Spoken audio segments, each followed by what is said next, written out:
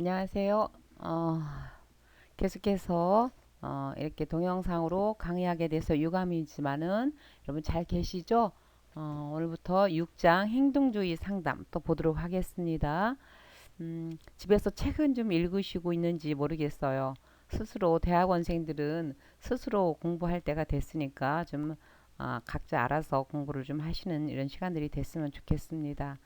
위기가 기회가 되는 그런 시간들이 됐으면 좋겠습니다. 저도 여러분 직강은 하지 못하지만은 나름 이런 코로나 때문에 많이 연구하고 이런 기회가 되기도 합니다. 행동주의 상담인데요. 행동주의 상담은 임상적 접근을 시도하죠. 그래서 이제 행동주의 상담은 그 다른 상담과는 좀 다르고 지난주에 했던 5장에서 했던 정신분석 상담과 무엇이 다르냐 하면은 정신분석 상담은 우리가 행동하는 모든 것들이 내 무의식에 있는 것들이라는 거죠. 나도 모르는 내 무의식에 있는 그런 것들이 나를 행동하게 만든다라고 말을 하는 거예요. 그러나 행동주의 상담은 그렇지가 않습니다. 이 밖으로 나타난 그 행동을 외현적인 그 행동을 되게 중요시하죠. 정신분석은 무의식에 있는 것이 중요하다면 이것은 행동주의 상담은 내가 행동하고 있는 이 많은 것들 이런 것을 더 중요시하는 상담이죠. 그래서 과거 경험보다는 현재의 이상 행동에 초점을 두라는 거예요. 과거의 어떤 우리의 출생 과정이라든가 양육 과정 때문에 어떤 이런 행동을 하는 것이 아니라 지금 현재 here and now 여기에 초점을 두라는 것이 행동주의 상담입니다. 그래서 행동주의는요, 측정 가능한 요소인 행동만을 연구 대상으로 삼아요. 측정 가능해야 돼요. 그래서 부적응 행동이 어떤 환경적 요인에서 학습되고 유지됐느냐, 이 사람이 이렇게 부정적인 생각을 하고 부정적인 행동을 하는 것은 어디서 학습됐느냐, 그래서 강화됐는지 이런 것을 초점을 두는 거거든요. 그래서 근데 이제 그 행동주의가 나중에 지탄을 받아요. 왜 지탄을 받냐면 어떻게 거룩한 인간을 존귀한 인간을 이 모든 동물 실험으로 해가지고 이것에 초점을 뒀느냐. 동물 실험으로 한 것을 갖다가 인간의 실험으로 갖다가 이렇게 행동화 시킨 거잖아요. 그래서 사실은 지탄을 받기도 합니다. 그래서 그러나 이 행동장애는 불안장애나 또 성기능장애 있잖아요. 그리고 몇 가지 이런 장애들이 특정한 문제에 탁월한 효과가 있는 것으로 검증이 되기도 했고요. 저도 이제 이 상담 현장에서 보면 선생님들 많은 상담 기법을 다 써요. 여러분이 이 상담학 공부 제가 지금 하고 있는 이 청소년 상담 이론과 실제를 전체를 다 머릿속에 숙지하고 있어야 돼요. 그래야 어떤 내담자가 왔을 때 그 사람에게 맞는 기법을 쓰는 것이 맞습니다. 기법은 여러분 한 가지만 있지는 않거든요. 수많은 기법이 있는데 이 기법 중에서 내담자에게 맞는 스텝 바이 스텝이에요. 어린 학생들이 왔는데 정신분석 기법을 쓰지는 않죠. 왜? 무의식으로 들어갈 수 있는 이런 것들이 약하고요. 약간 경계선이라든가 예, 이런 사람들이라든가 약간 좀 상담받기 깊이 들어가기가 어려운 사람들은요. 행동치료도 많이 합니다. 또 급한 상담은 해결 중심 상담도 하고요. 그래서 아이들한테는 특히 행동주의 상담이 잘 맞습니다. 행동주의 상담이 아이들한테는 행동을 바꿔주는 거기 때문에 상당히 잘 맞거든요. 그래서 여러분이 다 알아야 됩니다. 다 알아야 되는데 특히 오늘 이 행동주의 상담은 어린이들 상담할 때 아동이라든가 청소년 상담할 때 굉장히 좋은 기법이니만큼 잘 들으시기 바랍니다. 행동주의 상담. 행동주의라는 것은 20세기 정신분석을 비판해서 나온 거예요. 그래서 20세기 중반부터 발전했는데요. 정신분석 이론은 우리 어떻게 이렇게 인간들이 계속해서 옛날의 과거 경험을 중시하느냐, 어떻게 결정론, 모든 행동은 이미 무의식에 결정되어 있다는 말을 하느냐. 그래서 이거에 비판해서 나온 것이 행동주의입니다. 그래서 외현적 행동의 변화를 중시하죠. 과거의 경험보다는 현재의 이상 행동에 초점을 맞추는 것이 행동주의 상담이에요. 그리고 심리적 장애는 다양한 부적응 행동으로 나타난다고 전제해요. 그래서 부적응 행동, 우리가 지금 하고 있는 부적응 행동들이 환경에 의해서 계속 학습되고 유지되고 강화된다는 거예요. 어떤 환경이 되면 계속해서 그 환경에서 강화된다고 보는 것이 행동주의 상담입니다. 그래서 심리치료 분야의 최초의 과학적 접근을 통해서 체계적이고 명백한 임상적 기법을 제시한 것이 행동주의예요. 왜 과학적 접근이라고 하냐면 어떤 수치가 나오잖아요. 네, 그래서 체계적이잖아요. 그래서 어쩌면은 과학적 접근을 체계적으로 한 첫 번째 기법이 행동주의 기법이라고도 합니다. 행동주의 발달 과정을 한번 살펴보도록 할게요. 1900년대에 초기 미국 심리학자 왓슨은요, 모든 행동은 학습의 결과라는 거죠. 우리가 하는 행동들이 이미 엄마로부터 학습됐고 주변 환경으로부터 학습됐다는 거죠. 그래서 20세기 전환기에 파블로프는 고전적 조건 형성의 토대를 확립했습니다. 그래서 파블로프의 고전적 조건 형성은 차후에 나올 것입니다. 그리고 손 다이크는요, 손 다이크와 그 스키너, 행동주의하면 손다이크, 스키너, 반두라, 파블로프 이런 학자들이 있는데 손다이크와 스키너는요, 행동주의 심리학자들이 동물 대상 연구를 통해서 모든 행동이 형성된다는 학습 원리를 발전시켰어요. 그래서 동물을 쥐, 토끼 뭐 이런 것으로 이렇게 했다는 거죠. 쥐, 고양이 이렇게 실험을 했다는 거죠. 물론 사람의 의학도 할 때 흰 줄 갖고 하지만요. 1938년 마월이 야뇨증 치료 방법을 또 개발하기도 합니다. 그래서 1950년대로 가면서요, 스키너에 의해서 심리치료로 발전시켜요. 그러면서 울프가 체계적 둔감법을 개발합니다. 체계적 둔감법은 뭐냐면 차츰차츰 둔감할 수 있도록, 그러니까 뒤에서 좀 설명을 할 거예요. 시험을 본다면 굉장히 불안하잖아요. 이 불안을 체계적 둔감법으로 불안 위계법을 쓰는 거예요. 뒤에서 자세히 설명하도록 하겠습니다. 그러면서 1960년도에 다양한 심리로 받아들이죠. 그래서 알버트 반도라는요, 사이학습 이론을 주장한 학자예요. 그러다가 1970년대에는요, 행동치료가 인지과정과 기법을 통합해요. 그래서 인지행동치료로 갑니다. 통합하는 거에서 처음에 행동치료 가다가 인지치료 가다가 인지행동치료로 갑니다. 2000년대에는요, 행동치료는요, 마음 챙김, 수용, 정서적 표현 등 다양한 치료 형태를 확장하죠.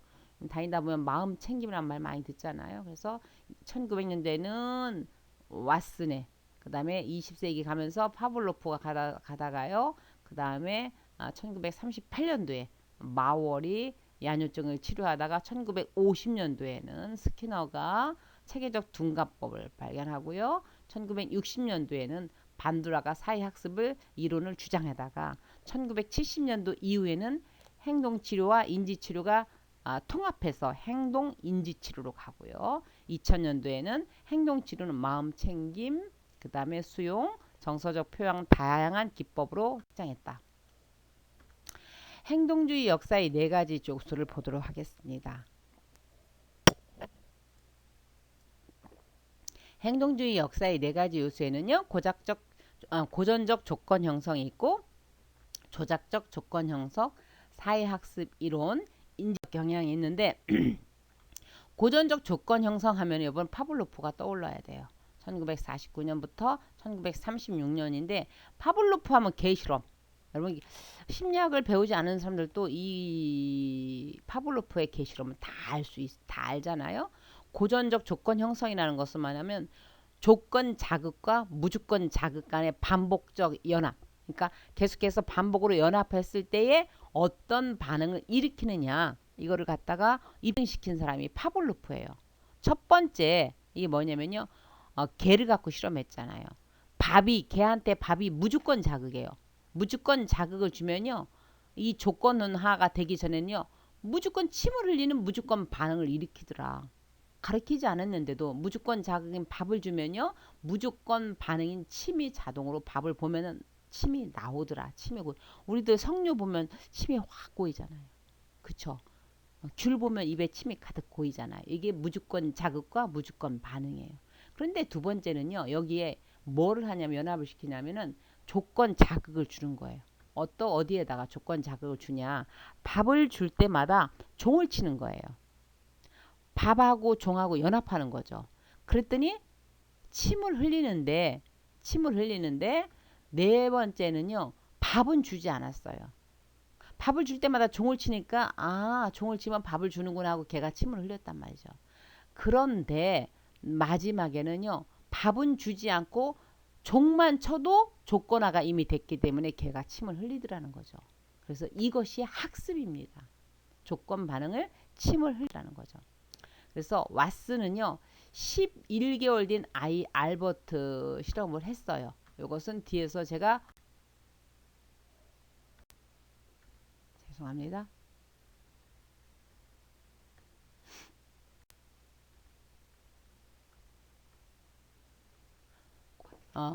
손다이크는요 보상이 주어지는 행동은 학습되고 처벌이 따르는 행동은 회피하더라는 거예요. 그러니까 보상이 이 레버를 누를 때마다 밥을 줬다 그러면은 이 밥이 주어지니까 계속 레버를 누르는 거예요. 근데 이 고양이 실험을 할 때 레버를 누를 때마다 전기 장치를 해놨어요. 그러면은 처벌이 따르기 때문에 레버를 누르지 않더란 얘기입니다. 그래서 결국은 학습이라는 겁니다. 학습. 그래서 조작적 조건 형성 보면요. 스키너는요. 쥐 실험을 했죠. 쥐도 마찬가지예요. 행동은 결과에 따라서 증가 또는 감소가 되는데 보상이 따른 행동은 계속해서 증가한다는 거죠. 처벌이 따른 행동은 감소한다는 거죠. 우리들 강아지 집에서 애완견 많이 키우잖아요. 고양이도 많이 키우잖아요. 이 행동학 치료학자들 TV에 나와서 하는 거 보고 또 우리가 아이들 그 애완견을 버릇 고칠 때는 어떻게 해요? 간식 갖고 하잖아요.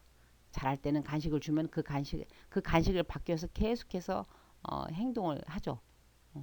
손 주세요. 앉아. 그죠? 우리가 가만히 있어. 뭐 이러면 간식 주면 하잖아요. 근데 할 때마다 때리잖아요. 그러면 행동은 감소한다는 거죠.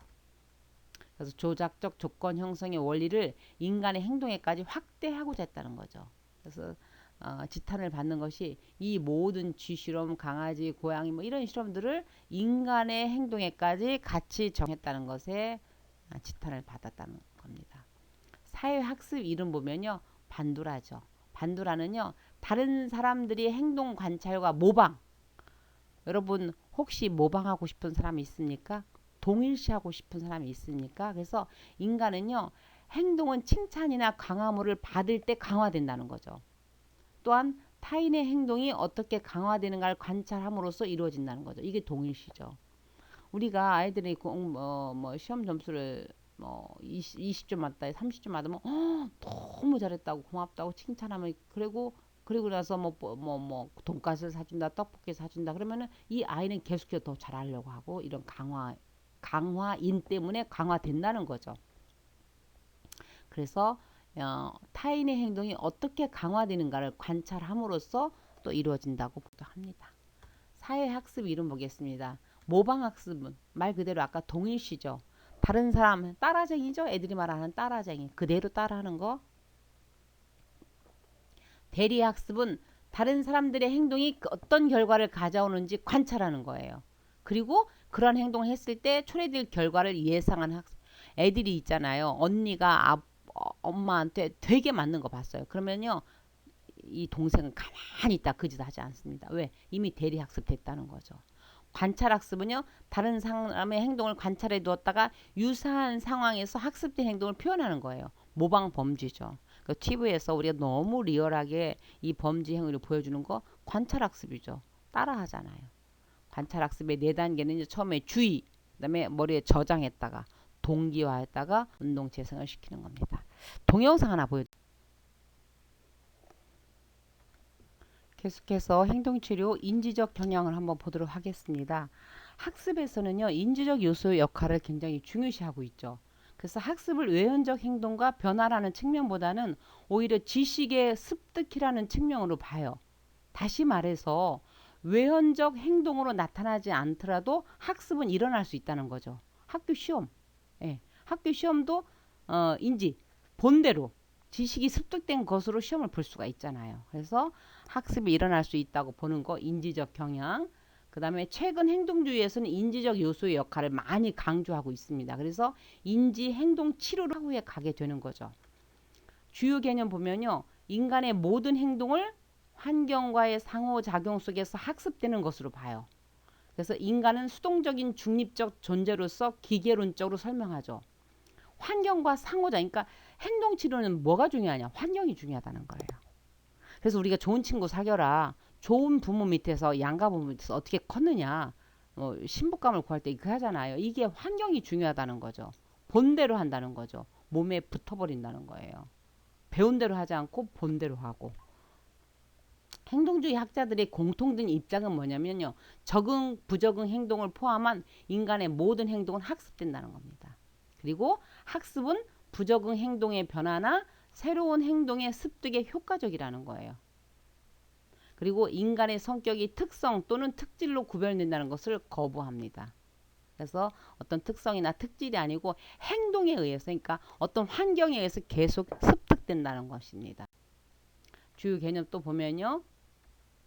강화. 강화라는 것은 뭐냐면 특정 자극을 주면은 칭찬이 정적 강화죠. 그러니까 뭘 주면은 그 행동이 계속해서 강화되는 거죠. 증가되는 거죠. 그래서 정적 강화는 칭찬이에요. 부적 강화는요. 너 오늘 이거 숙제 잘했으니까 청소 면제. 예. 오늘 화장실 청소 면제. 이게 이제 부적 강화죠. 그다음에 속어는 뭐냐면요. 강화가 제공되지 않음으로써 행동을 안 하는 거죠. 어떤 강화인을 주지 않으면 행동하지 않는 거예요. 아이가 떼쓰는 행동을 보고요. 부모가 관심 줌으로써 강화가 되는 거예요. 근데 아이가 막 떼쓰면요. 부모가 창피하니까 얼른 돈을 500원 준다든가 1000원을 줘요. 그러면 아이는 계속해서 누가 손님이 올 때마다 울어버리는 거죠. 근데 떼쓰는 행동을 무관심해 버렸어요. 그랬더니 행동이 감소한 돈을 주지 않고 그 망신을 한번 당하고 났더니 아이가 손님이 와도 울지 않더라는 거죠. 이게 속어의 개념입니다. 처벌, 특정 행동의 제거, 감소, 바람직하지 않은 행동이 시 벌이나 고통을 줌으로써 부적응 행동을 억제하는 거죠. 벌 주는 거예요. 벌 줘서 행동 못하게 하는 거예요. 여러분은 강화를 많이 씁니까? 속어를 많이 씁니까? 처벌을 많이 씁니까? 내 삶에서 보실 있죠. 그래서 변별은 뭐냐면 제시된 자극 조건에 따라서 다르게 반응할 수 있는 능력이죠. 어떤 조건을 주냐에 따라서 반응이 다르게 나타나는 거죠. 변별, 일반화. 특정 장면에서 강화를 통해서 학습된 행동이 다른 상황이나 장면에서도 그러니까 일반화된다 가죠. 우리가 일반화. 아, 이 사람 참 일반화됐네. 그러니까 어떤 장면에서 이쪽에서 반장한 사람은 저쪽 가서도 부녀회장도 하고 저쪽 가서 이렇게 일반화 현상이죠. 행동 조성은 뭐냐면 목표 행동에 근접하는 행동을 보일 때마다 강화해서 점진적 목표 행동을 그래 80점 줄 때마다 어떤 강화에는 뭘 줬어요.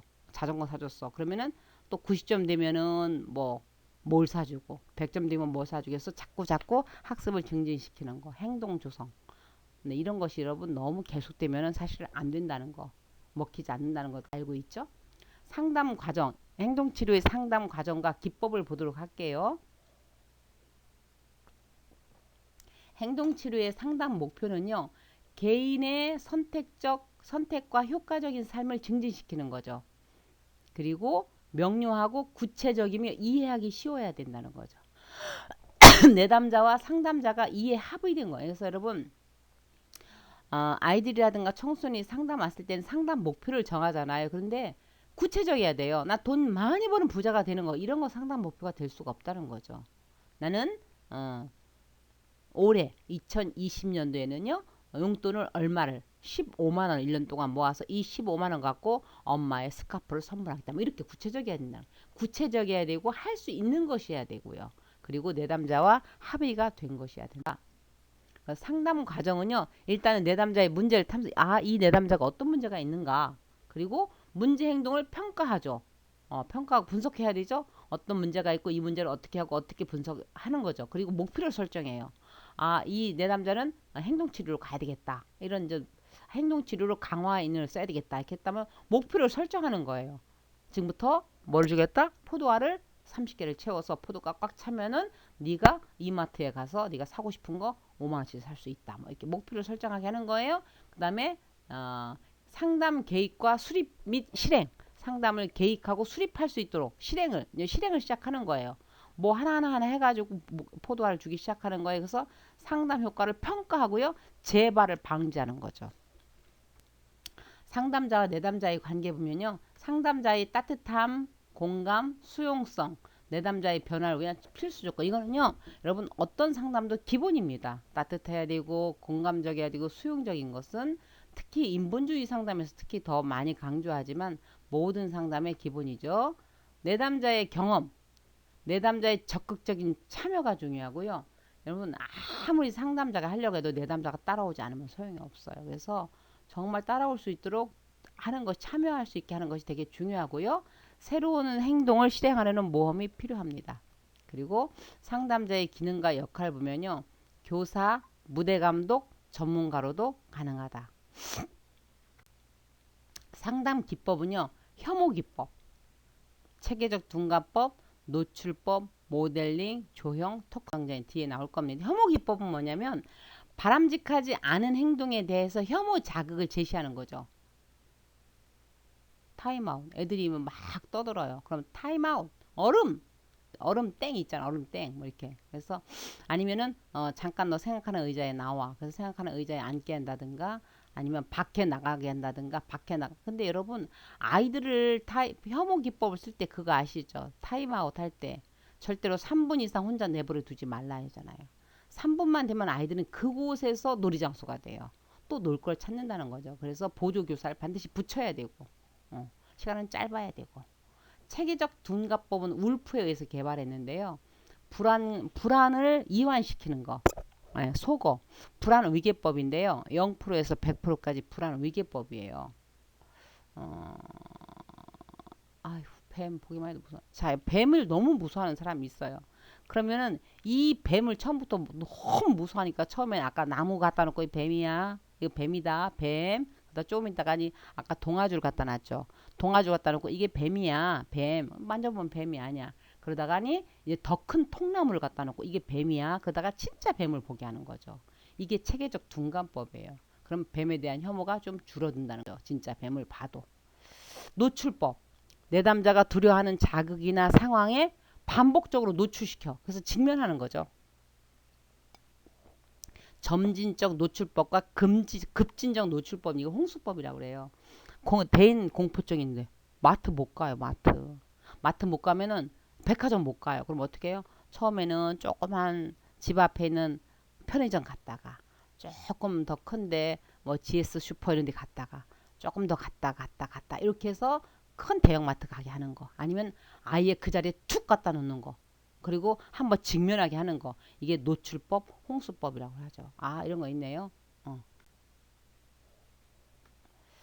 조형. 세분화된 목표 행동에 접근할 때마다 적절한 보상을 주어서 점진적으로 행동을 수정하는 거죠. 조금씩 보상을 주어서 행동을 수정하는 방법이고요. 그다음에 토큰 경제는요. 토큰 교환권 강화물로서. 그래서 아이들 왜 교회 가면 여러분 달란트라는 거 알아요? 가짜 돈 주잖아요. 이걸 교환할 수 있잖아요. 나중에 뭐로? 시장놀이 할 때, 달란트 잔치할 때 물건으로 바꿀 수 있잖아요. 이것은 아이들, 아동이나 이상 행동을 보이는 사람들에게 상당히 효과적입니다. 그래서 토큰 많이 주죠. 아, 포도알도 많네요. 여기 포도알 뭐 만든 거죠. 공헌점. 행동치료의 공헌적은 뭐냐면 구체적인 것에 초점을 뒀어요. 그러니까 모호하지 않다는 거죠. 구체적으로 목표를 설정하게 했고요. 과학적 상담 기법의 체계적 적용이나 이건 뭐냐면 어떤 확률이 있고요. 승패가 달려 있고요. 뭐 이렇게 성공 여부가 있기 때문에 과학적 상담 기법이다. 임상의 어떤 정확성이 있다. 그다음에 행동 기법들의 다양성이 있고요. 실험 연구와 상담 결과에 대한 비판점을 보도록 하겠습니다. 행동주의의 비판점은요. 문제 해결이나 상황의 처지만 강조했다는 거죠. 그리고 내담자의 감정이나 정서는 소홀히 했고요. 내담자의 문제의 통찰이나 깊은 이해가 불가하다는 겁니다. 그래서 사실은 사람은 감정 생각하는 동물이고 감정 있는 동물이잖아요. 근데 이 감정이나 정서는 거의 다루지 않고 행동만 했다는 것. 그리고 좁은 범위의 행동에만 적용이 가능했다는 거죠. 그리고 어떤 창조성과 자율성을 무시했다는 사실입니다. 여러분 이렇게 해서 6장 행동주의 상담을 마쳤는데요. 행동주의는 여러분 일상에서 굉장히 많이 활용하고 있는 상담 기법입니다. 그래서 여러분 집에서 이렇게 여러분 지금 같이 토의를 할 수 없지만은 요거 한번 여러분 생각해 봤다가 대면 수업 때 한번 나누도록 하겠습니다. 여러분은 불안할 때 어떤 방법으로 불안을 해소하는가? 또는요, 여러분은 자신의 행동 중에서 어떤 행동을 그만두고 싶은지, 어떻게 하면 그 행동을 그만둘 수 있을까? 행동주의 상담 기법으로 한번 생각해 보시기 바랍니다. 그리고 대면 수업 때 한번 나누도록 하겠습니다. 여러분의 책 앞면에 보면 이런 글이 있어요. 데일 카네기의 생각이 사람을 바꾼다인데요. 한 사람의 꿈을 이루기 위해서는 많은 조건들이 필요하지만 가장 중요한 것은 한마디의 격려가 아닐까? 어릴 적 부모님의 따뜻한 한마디, 선생님의 신뢰 어린 격려 한마디로 인생의 좌표를 굳게 설정한 우인들이 얼마나 많은가. 사람을 변화시키려면 비록 작고 사소한 일일지라도 격려의 말을 아끼지 말아야 한다. 작은 물결이 모여 큰 물결이 되고 그 힘은 일찍이 꿈꾸지도 못했던 거대한 재앙을 허물어뜨린다. 예. 그래서 어떤 조건들이 필요하지만 가장 중요한 것은 격려 한마디, 따뜻한 한마디, 이 말을 아끼지 말라는 겁니다. 감사합니다. 7장에서 뵙도록 하겠습니다.